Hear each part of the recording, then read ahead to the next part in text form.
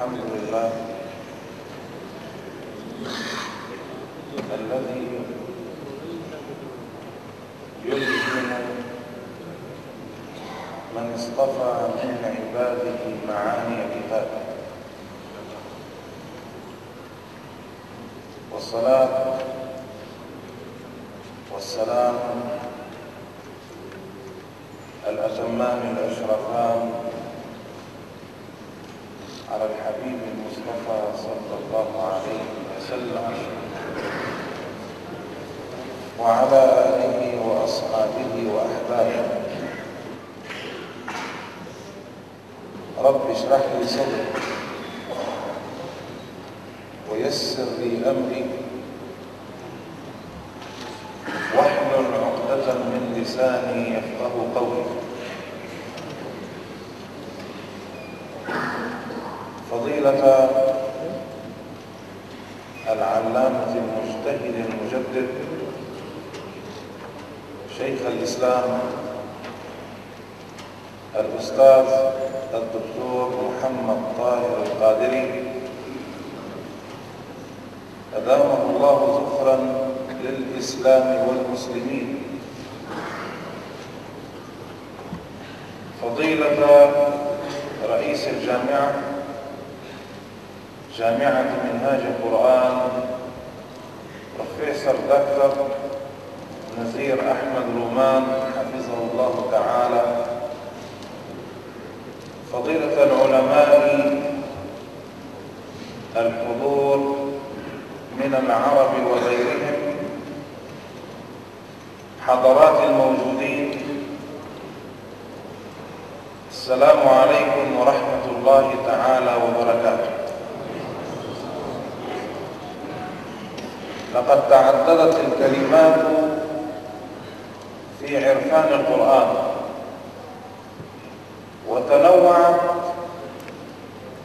على أكثر من وجه وعلى أكثر من جانب،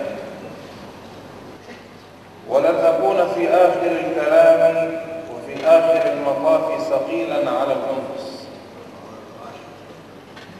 فأسأل الله تعالى أن يلهمني من الصواب ما فيه خير لنا سلوكا وعملا، وأن يجعلني ممن كان كلامه حجة له لا حجة عليه. أيها الإخوة الأعزاء،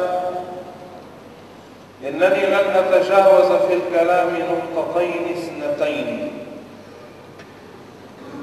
الأولى الكلام وبسطه حول منهج مولانا شيخ الإسلام في التفسير، وسأجعل من هذا الكلام نواة لأطروحة دكتوراه PhD أعطيها لبعض طلابنا في الجامعة.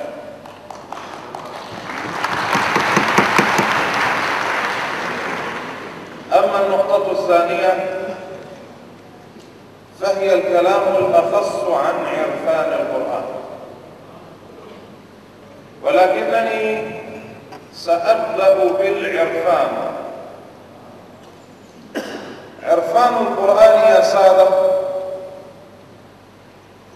اشتقاق من المعرفة، والمعرفة هي النظرة العلمية الواسعة الشاملة من كل جانب. وحضراتكم تعلمون أن هنالك فرقا بين العلم والمعرفة. العلم شيء والمعرفة شيء آخر. العلم حصول المعلوم في عقل المتعلم من الوجه الأخص، أما المعرفة فهي حصول المعلوم في عقل المتعلم من كل وجه.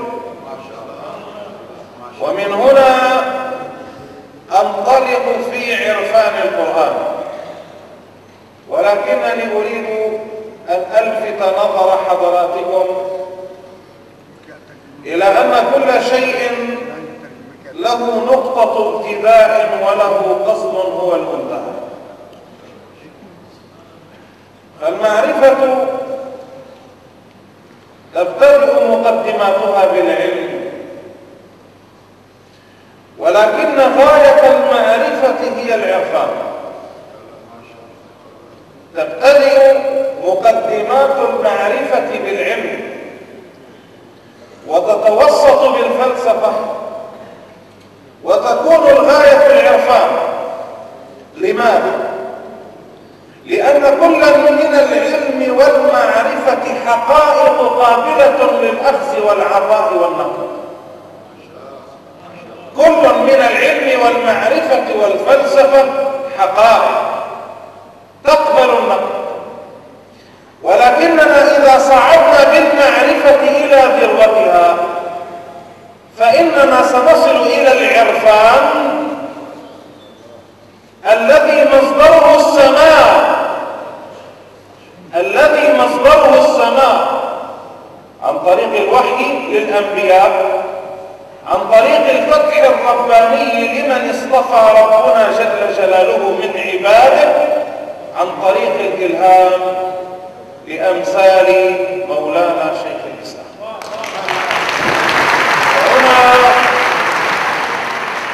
وهنا نفهم ما معنى عرفان القرآن. إن الشيخ انطلق من المعرفة لا من العلم يا سادة. إن الشيخ انطلق من المعرفة لا من العلم.